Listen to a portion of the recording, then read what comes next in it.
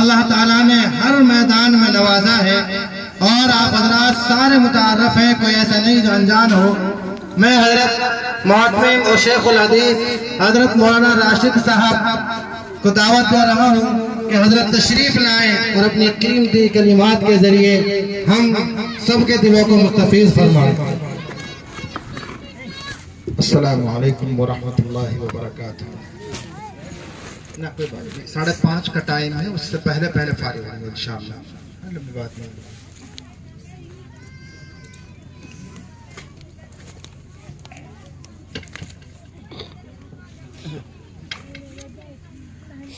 بسم اللہ الرحمن الرحیم، حامدا و مصلیا، اعوذ باللہ من الشیطان الرجیم، بسم اللہ الرحمن الرحیم، قل هل يستوي الذین یعلمون والذین لا یعلمون۔ بزرگوں اور بھائیوں، مختصر سے وقت میں 2 باتیں عرض کرنی ہیں۔ پہلی بات تو اس مکتب اور مدرسے کے تعلق سے، پورے سال مدرسے میں پڑھانا، لکھانا، سکھانا یہ ہوتا ہے۔ اس کی کارگزاری مفتی اسلم صاحب نے بیان کی۔ وہ نیک اور صالح مفتی عالم انسان ہے، اللہ کی ذات سے کامل امید ہے کہ انہوں نے بالکل سچ کہا ہوگا۔ تو الحمدللہ مدرسے کی تعلیم کی کارگزاری بہت اچھی۔ مدرسے میں ایک وقتی ثقافتی اور تہذیبی پروگرام ہوتا ہے سال کے آخر میں، جو ہم نے بچوں کا سنا اس کے گواہ ہم خود ہیں۔ چھوٹے چھوٹے سے بالکن نے، ان چھوٹے چھوٹے بچوں نے کتنا شاندار پروگرام پیش کیا۔ میرے بھائیوں، اس مائک پر آ کر اپنے دل کی بات اس طرح بے خوف ہو کر کہنا، یہ استاذوں کی محنت کی برکت ہے۔ مجھے معاف کیجئے گا، ابھی اچانک اگر اس مجمع میں کسی بزرگ کو 60 سال کے آدمی کو بلا کے میں کہوں دعائے قنوت سنائیے تو ان کے دماغ سے دعائے قنوت غائب ہو جائے گی، لیکن ان بچوں کے ساتھ اس طرح کا حادثہ نہیں ہوا۔ چاہے بچہ چھوٹا ہے یا بڑا ہے، انہوں نے پورے جذبات کے ساتھ جو تربیت ان کو دی گئی ہے اپنا پروگرام پیش کیا۔ کوئی ایک بچے نے بھی اس طرح کا ثبوت نہیں دیا کہ وہ ان مہمانوں کو دیکھ کر، علماء کو دیکھ کر، آپ کی بھیڑ کو دیکھ کر گھبرایا ہو۔ کوئی ایک بچہ بھی نہیں گھبرایا۔ یعنی ایک زبان قال کی ہوتی ہے، ایک زبان حال کی ہوتی ہے، جس کو آج کل کی اصطلاح میں باڈی لینگویج کہتے ہیں، کہ آدمی بات کر رہا ہوتا زبان سے تو اس کا جسم بھی ایک کام کرتا ہے۔ میں نے بہت غور سے بچوں کو دیکھا کہ بچے آتے ہیں اور پوری بہادری کے ساتھ مائک کو صحیح بھی کر رہے ہوں، ورنہ کبھی کبھار بچے آتے ہیں گھبرا کے مائک کے سامنے آگے پیچھے ہوتے ہیں، کوئی مائک ٹھیک نہیں کرتا۔ اس کا مطلب یہ ہے کہ بچوں میں خود اعتمادی، کانفیڈنس کوٹ کوٹ کر بھرا گیا ہے۔ بچے ہی ہیں، غلطی بھی کریں گے، کوتاہی بھی کریں گے، کمی بھی کریں گے، لیکن جو چیز چاہی جا رہی ہے کہ بچوں میں خود اعتمادی آ جائے، وہ اپنی بات کہنے میں نہ گھبرائیں، جو پروگرام ان کو دیا گیا ہے پوری ہمت اور جسارت کے ساتھ اس کو پیش کریں۔ اس میں بچے 100% کامیاب ہیں۔ میں مبارکباد پیش کرتا ہوں مکتب کے ذمہ داروں کو بھی، اس محلے کے لوگوں کو بھی، اور ان تمام بھائیوں کو جو دور دراز رہ کر بھی اس مکتب کی دیکھ بھال کرتے ہیں اور اس مکتب کی کامیابی کے لیے اپنا روپیہ پیسہ خرچ کرتے ہیں۔ اللہ تعالیٰ ان کی قربانیوں کو قبول فرمائے۔ دوسری بات میرے بھائیوں جو مجھے عرض کرنی ہے وہ تمام مکاتب اور مدارس کے لیے ہے۔ ہمیں اچھی طرح یہ بات سمجھ لینی چاہیے کہ حضرت محمد الرسول اللہ صلی اللہ علیہ وسلم کو جو کام دیا گیا تھا وہی کام یہ مکاتب اور مدارس انجام دے رہے ہیں۔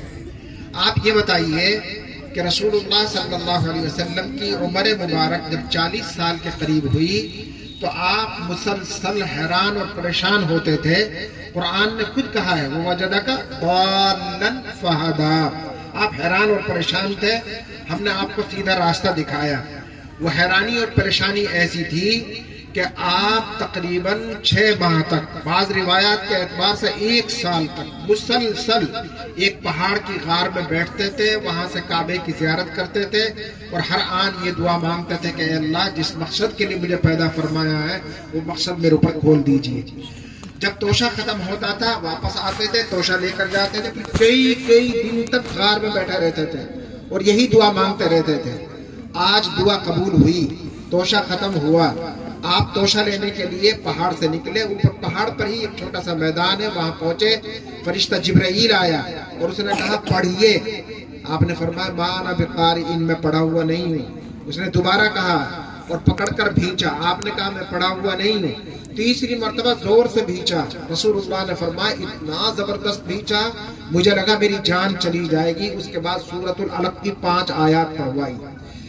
یہاں رسول اللہ صلی اللہ علیہ وسلم کو کام دیا گیا, آپ کا کام ہے اس قرآن کو پڑھنا, اس قرآن کو سیکھنا. اس کے بعد ایک مدت ہے جس کو فترۃ الوحی کہتے ہیں, وحی کا سلسلہ بند ہو گیا. آپ اجیاد محلے سے آ رہے تھے, جو آج بھی محلہ موجود ہے.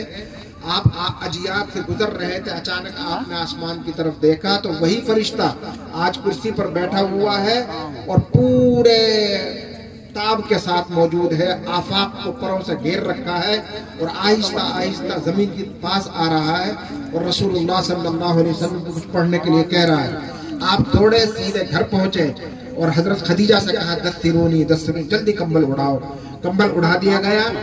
جب آپ کی سردی اتر گئی, بخار اتر گیا, تو فرشتہ نمودار ہوا انسانی شکل میں اور پڑھوایا, پڑھیے یا ایھا المدثر قم فانذر. اے کمبل اوڑھنے والے, اب کمبل اوڑھنے کا وقت نہیں ہے, جو کام دیا گیا وہ کرو, کھڑے ہو جاؤ اور ساری انسانیت کو اللہ سے ڈراؤ اور اللہ کی بڑائی بیان کرو, سب کو اللہ کے ساتھ جوڑو, یعنی اس قرآن کو پہنچاؤ.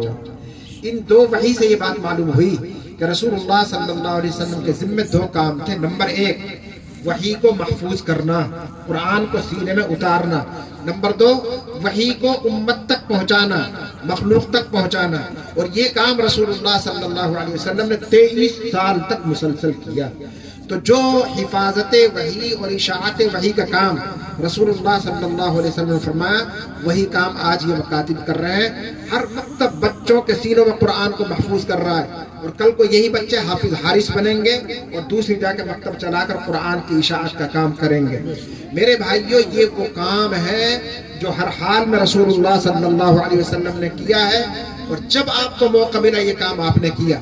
مکہ مکرمہ میں ساری دنیا کے لوگ آ کر کعبۃ اللہ کے سائے میں عبادت کرتے تھے. محمد الرسول اللہ کو عبادت نہیں کرنے دی جاتی تھی.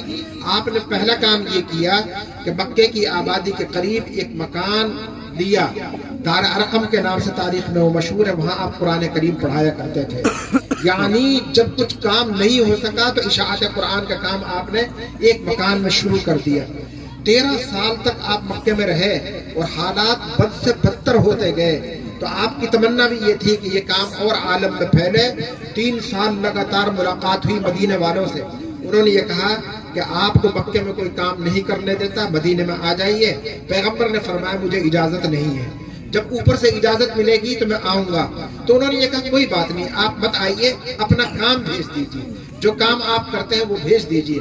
تو آپ نے 2 صحابہ کو بھیجا, مصعب ابن عمیر, عبداللہ ابن ام مکتوم. ان سے کہا گیا جاؤ مدینہ منورہ میں قرآن کی اشاعت کا کام کرو. تو ان دونوں نے جا کے قرآن کی اشاعت کا کام شروع کیا. 2 آدمی تھے, 3 جگہ پڑھاتے تھے. مکتب بنو زریع, مکتب بنو عمر بن عوف, مکتب اسد ابن زرارہ. ان 3 مکاتب میں 2 آدمی نمبر پڑھایا کرتے تھے اور قرآن کریم کی خدمت انجام دیا کرتے تھے. پھر چند مہینوں کے بعد پیغمبر علیہ الصلوۃ والسلام کو اجازت ملی, آپ مدینہ منورہ تشریف لائے. تو سب سے پہلے آپ مکتب بنو عمر بن عوف میں پہنچے اور وہاں رسول اللہ صلی اللہ علیہ وسلم مکتب کو دیکھا.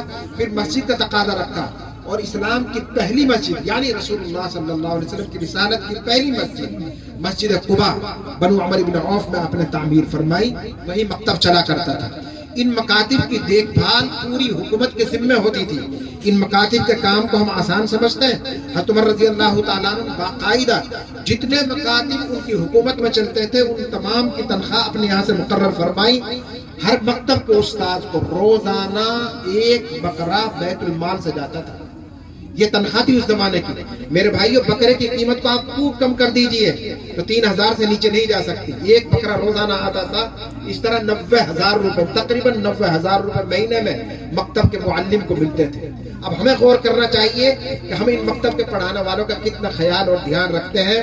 میری آپ تمام حضرات سے گزارش ہے, جتنے محلے کے لوگ, سب سے پہلی ذمہ داری آپ کی ہے آپ کے محلے میں حفاظت وحی کا، اشاعت وحی کا اتنا مبارک کام ہو رہا ہے، اور بچے پڑھ رہے ہیں، بچیاں پڑھ رہی ہیں، بچیاں حافظات بن رہی ہیں، اس لیے ہم سب کو اس پر خوش ہونا چاہیے اور خوب اس کی مدد کرنی چاہیے۔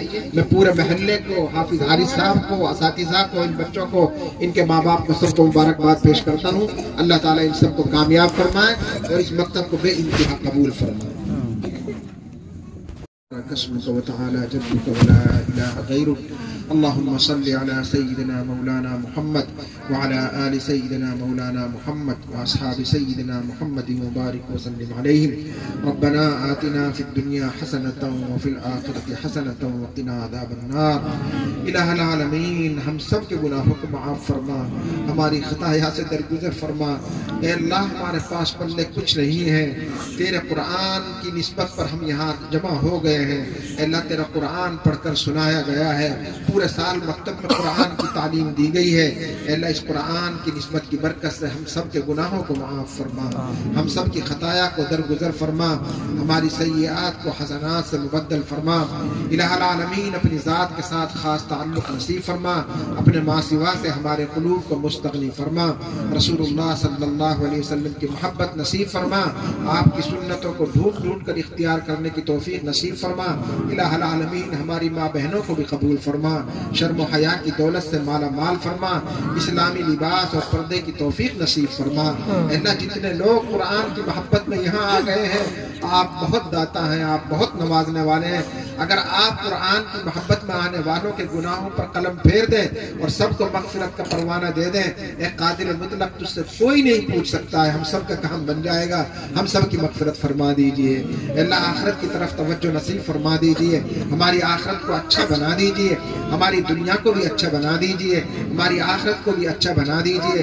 الہ العالمین اس مکتب کی برکت سے، قرآن کی برکت سے، اس گاؤں کے قبرستانوں میں، اس علاقے کے قبرستانوں میں، پوری دنیا کے قبرستانوں میں جتنے لوگ مدفون ہیں ان تمام کی مغفرت فرما دیجئے، ان کے درجات کو بلند فرما دیجئے۔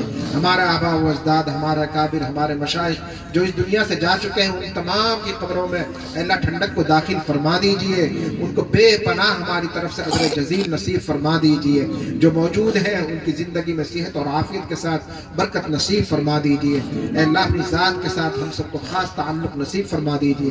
اے اللہ اس مکتب کو اور پوری روئے زمین پر چلنے والے تمام مکاتب اور مدارس قبول فرما۔ جو بھی دینی تحریک یا دینی فرد کوئی کام کر رہا ہے، اے اللہ اپنے خاص فضل سے ان کی خدمات کو قبول فرما، اخلاص کی دولت سے مالا مال فرما، خاص طور سے اس مکتب کی تمام ضروریات کو خزانہ غیب سے پورا فرما۔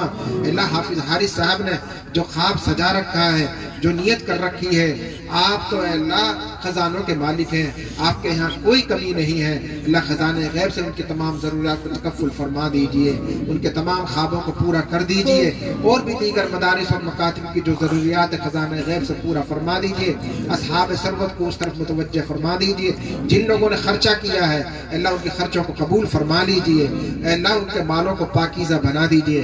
الہ العالمین جب تک ہم زندہ رہیں ایمان اور اسلام کی زندگی نصیب فرما دیجئے، جب خاتمہ مقدر و زبان پر کلمہ پاک جاری فرما دیجئے۔ اللہ ہماری ان تمام دعاؤں کو حضرت محمد الرسول اللہ صلی اللہ علیہ وسلم کی دعاؤں پر آمین کا درجہ دے کر قبول فرما لیجئے۔ صلی اللہ تعالی علی خیر خلقہ محمد وعلی آلہ وصحبہ اجمعین برحمتہ۔